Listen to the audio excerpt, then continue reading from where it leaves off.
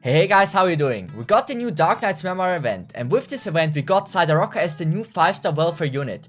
Now everybody has her, the question is now, is she actually useful or not? Sideroca is a 5-star guard, and she has the same trait as Astesia and Mousse, which is spell damage. Now this means she can deal arts damage with her normal attacks, and this can be really awesome in some situation. She also has attacks, survival and DPS. Her base skill on E2 is maximum effort. When stationed at the training station, increase the skill training speed of guard operators by 30%. If the current training is for mastery 3, increase the skill training speed by additionally 45%. The most of you know that I'm not the biggest fan of those base skills, but if you need to make it quick, like you're in a hurry or something, then this can be actually useful, but I don't think this is something you have to have for your base. Her talent on E2 potential 5 is Mercenary Tenacity. After killing 5 enemies, attack speed plus 15 and gain resist effect. Reduce duration of stun, chill and freeze by 50%. I really like those 2-in-1 talents. So as soon as she kills 5 enemies, the duration of stun, chill and freeze is decreased by 50%, which is just a lot.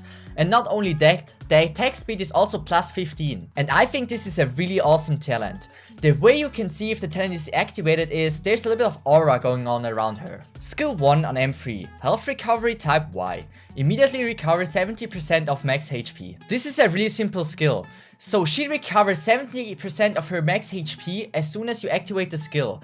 The good thing about the skill is it only takes 20 SP. So this is a lot of time there. And if you would use it with Liscam for example, you can battery it and she has awesome self-sustain without even a healer. The first skill is already pretty good, but overall I would still prefer the second skill over the first skill, which is Break Recovery. Reduce attack range, attack plus 110%, recover 8% of max HP every second. Now I gotta say the attack range decrease is a big minus for her, but the 110% attack is quite a lot, and also recover 8% of her max HP is just a ton. So the self-sustain of her is incredible. It doesn't matter what skill you are using, if it's the first or the second skill.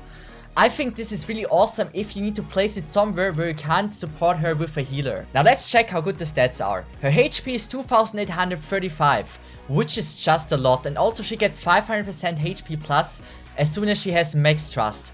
Also her attack power is 620 and her defense is 369. And I think her stats are totally okay. If we compare it to Mousse and Astesia, we see she has better HP, but less attack, and also her defense is in between. And this just shows really well what their primary focus is. While Mousse and Astesia are primarily focusing on dealing a lot of arts damage, Sideroca is dealing a good amount of arts damage, but also has awesome self-sustain. The question is, should you build her now, yes or no? And in my opinion, no, you shouldn't. I think it is awesome to have a self-sustain arts guard. This is absolutely awesome to have, and this can be really useful in some situations. But she has a really big flaw, and this is with the second skill. Her initial SP is only at 10, and to be able to activate the skill you need 30. Now 20 seconds surviving without another healer is super hard, even though she has awesome self-sustain. When the skill is not there, she's just a normal unit, and if she's not getting healed, she doesn't have a long life. And that is the biggest flaw. And if you need to place down a healer anyway, then placing down a Mousse or an Astesia, which are just dealing more arts damage than her, is just a better option. The other big flaw she has is with the talent. She has to make 5 kills. So if you place her down, normally she's not the only one that attacks the enemy. You have casters and snipers that also attack them. And the main problem about this is, if they steal the kill, her talent won't be triggered. And because of all that, I gave her in my tier list a B+.